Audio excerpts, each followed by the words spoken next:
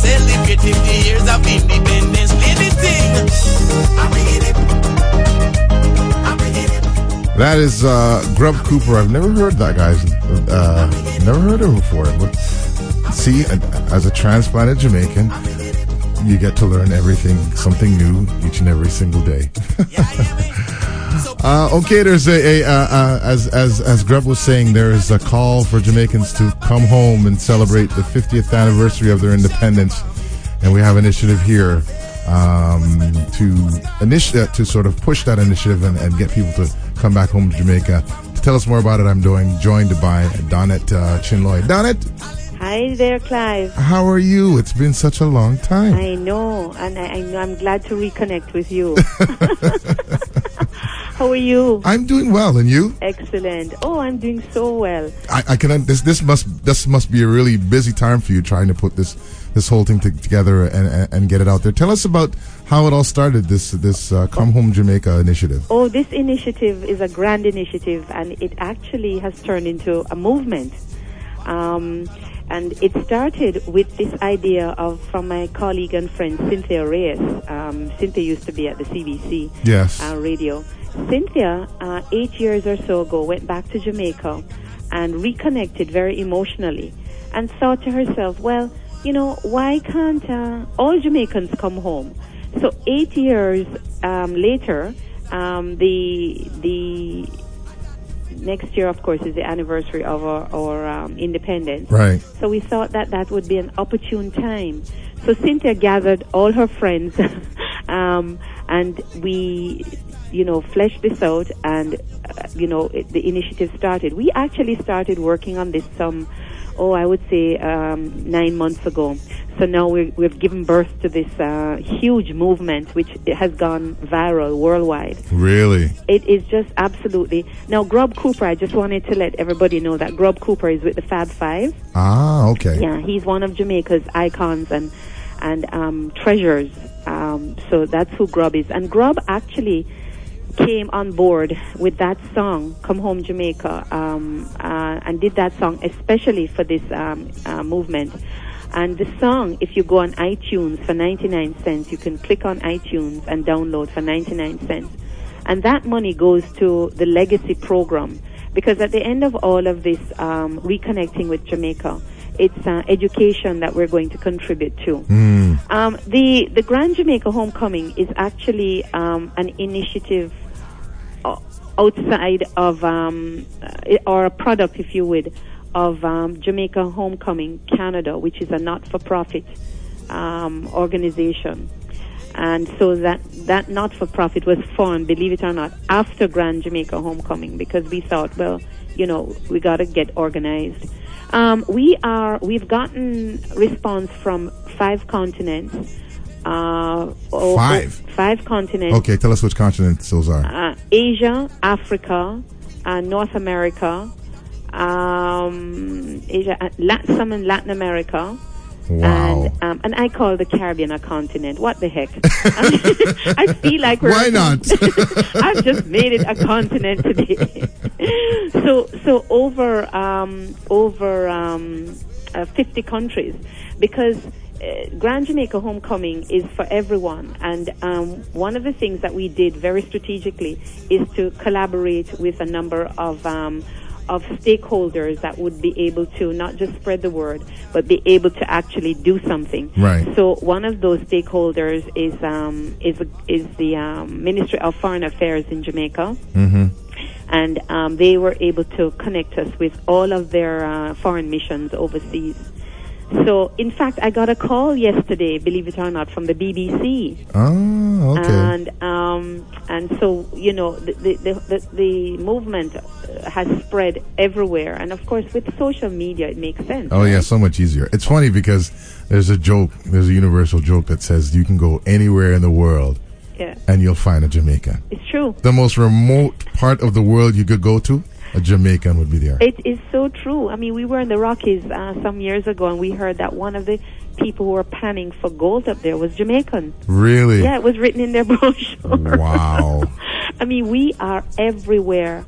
I remember one night recently, I got an email at about midnight our time, And it was from this woman in Australia, Jamaican, who had just heard the song. Wow. And she made me cry because she was so yearning to go, to go home. That song, by the way, when it went up within 4 weeks, it has almost hit the, not 4 weeks, I should say, 3 months. It has almost hit the 50,000 mark for listenership. Wow. And you can go on, you could go on YouTube and see it or hear it. Let's talk quickly about not so much the Jamaicans that are already in Jamaica, but the ones that have left. Obviously, we're trying to get them to come home. Yeah. Why is it so important? I mean, the independence obviously is the big thing, but why? What are the other reasons are there to bring them home and have them reconnect with native Jamaicans? Well, Clive, for a number of reasons. I mean, the primary one being that we should always never forget where we came from. Mm-hmm. And I know it's really it's not purely altruistic that we're doing this for, but it's very emotional. Come Home Jamaica. We should never forget our roots, and also giving back to or giving forward, as we're saying, to our to the homeland. Yeah. Also, the world is so small now that that everybody is in some way connected. It's no longer 6 degrees of separation. We're reckoning that it's about 3 degrees of separation. Yeah. So Jamaicans are doing business with the rest of the world, and the rest of the world wants to do business with Jamaica, if only they knew how. Yeah. So one of the things that has happened with this initiative is that we found that we've turned into somewhat of a business portal. So our latest newsletter talks about the business of doing business with Jamaica. Mm-hmm. And what we found also is that Jamaican businesses are yearning to get a real grip within the diaspora. Not just the Jamaican diaspora, but beyond, within the mainstream as well. Mm-hmm. So we have found we're calling this, in another sense, the Great Connection, which is what one of our patrons, G. Raymond Chang, called it at the launch in Jamaica recently, the Great Connection. So it is important. It doesn't matter where in the world you come from, be it Jamaica, Barbados, China, India, Africa. It's always important to remember where you came from, and if you can, in some ways, assist, not just to give a handout, but to truly collaborate with the people back in the motherland to form relationships where it's not always about one person giving, but it's about people coming to a partnership and at the table in a respectful manner as equals. Yeah. And so 50 years in a country's life is not very long. And the next 50 years, we in the diaspora and we Jamaicans all over the world, 2.5 of us outside of Jamaica, should endeavor to try and help to shape what that next 50 years is going to look like. Yeah. Let me ask you this.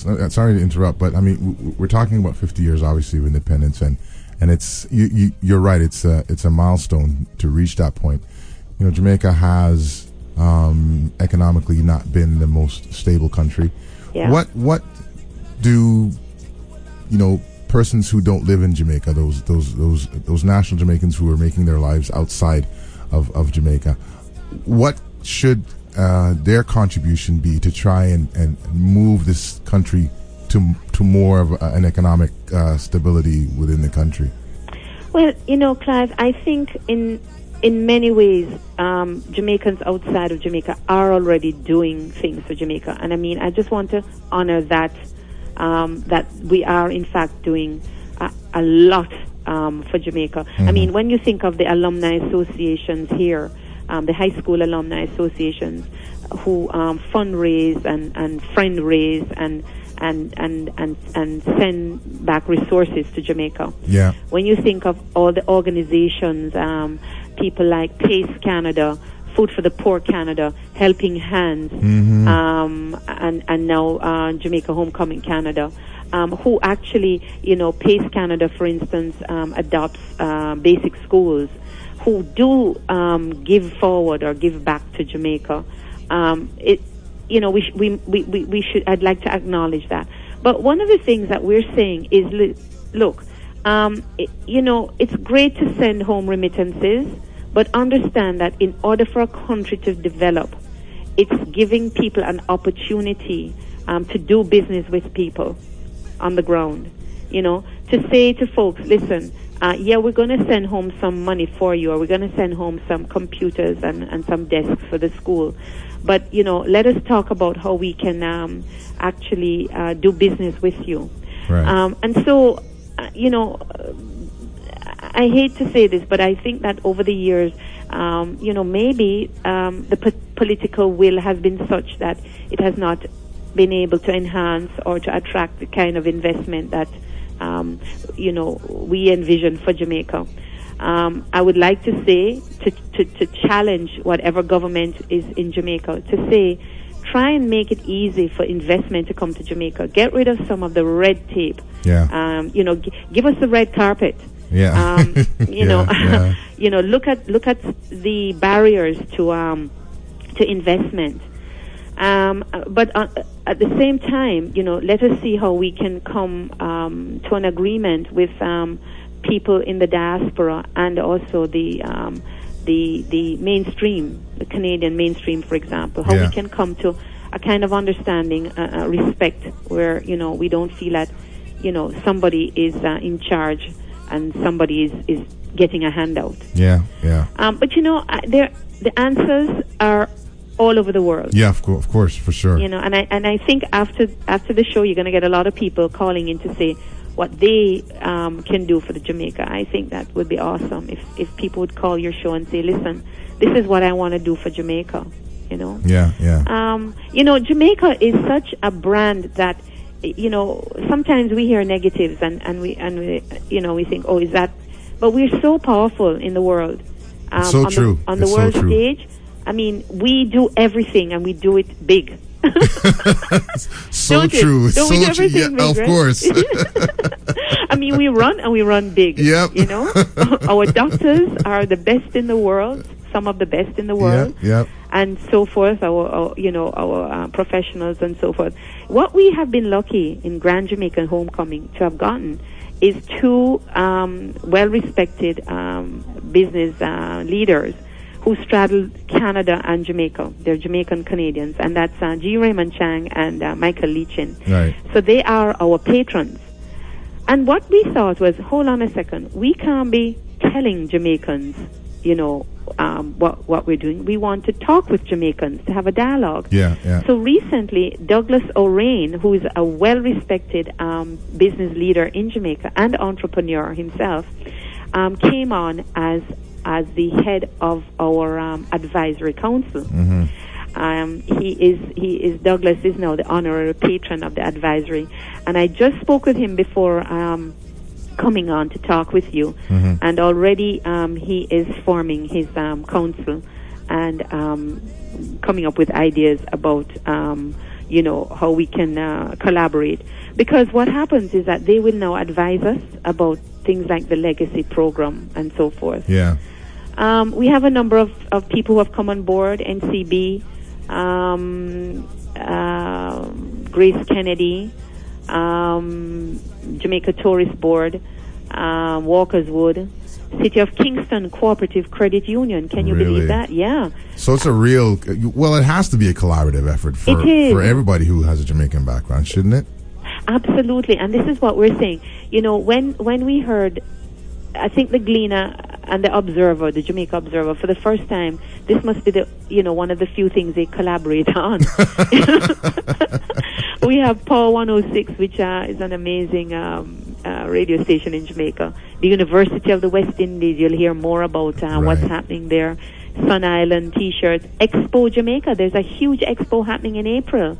where you can actually go in and connect with the sellers. Wow. Buyers can connect with sellers. Diversipro Inc. Hamlin Grange has come on really big with this, and we're so grateful. The Courtly Manor Hotel, Knutsford Hotel, Sun Island T-shirts, Dunlop Corbin, Sunset Resort, Jam Pro is on. And we're collaborating with the government. They're one of our, the people we talk with. It's not a government initiative. Grand Jamaica Homecoming is non-aligned. We're just a group of Jamaicans who love Jamaica and want to see the best. Wow, it sounds like a huge undertaking. It is. But as the saying goes, it's in you, right? Yes, man. Yeah, it's Clive. and I love that Pluto Shervington song, actually. Yeah. I thought it was appropriate as well too. Yeah. So let's. I want to conclude, but before I do that, I wanted to ask you, what is the ultimate aim? I know it's to bring people of Jamaican descent back to the fold, but ultimately, what are you hoping to accomplish? I know one of it is a celebration, but what are you hoping to accomplish with this initiative? Well, Clive, I think what we want to do was to create an awakening and an awareness, and that is being accomplished. Awareness that to shine a spotlight on Jamaica, and to say, look, 50 years is gone. Let's get ready for the next 50 years, and we're all going to have to be part of that in order for Jamaica to succeed. Okay. One of the things that we will leave in besides our legacy is one of the core pieces is our souvenir program guide, where we're going to be a few writers will talk about Jamaica, its history and the future, and that it will be a guide.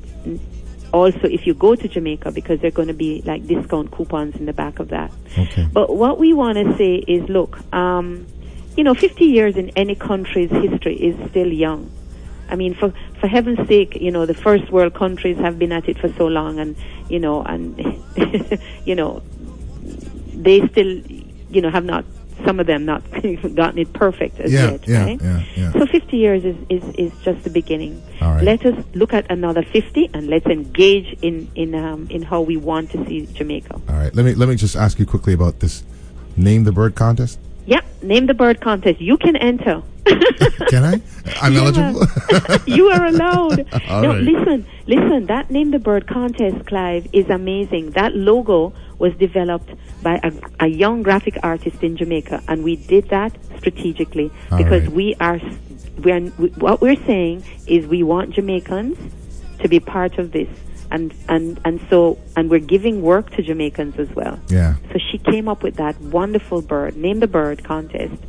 And I hope CHRY will be one of our supporters on that, because we've already been getting a lot of people asking about Name the Bird. Okay. And we're also on Twitter, Facebook. ComeHomeJamaica.com is our website, and we have trips. We've already arranged packages down. Okay, great. Okay. So ComeHomeJamaica.com is the website, and it's to invite Jamaicans to come home and celebrate 50 years of independence. Absolutely, and to give forward. Amen. And would you go on the Facebook and like us, please? We are likable. All right, I'll go. I was there actually last night, but I didn't see anywhere where I could like you. But I'll have to look again and make sure that I click like for Coming Home Jamaica. Okay. Donna, thanks a lot. It's a pleasure talking to you, and please keep in touch. Okay, will do. All right. Take care. Thanks. Ciao. Bye-bye. Bye-bye. Donette Chin-Loy of Come Home Jamaica, telling us about the grand party that's going to be coming up in 2012, celebrating 50 years of Jamaican independence. We're going to go to a break. We're going to come back with some more music right here on 105.5 FM. You've got soul. On and cheese, patty and cocoa bread, coconut water.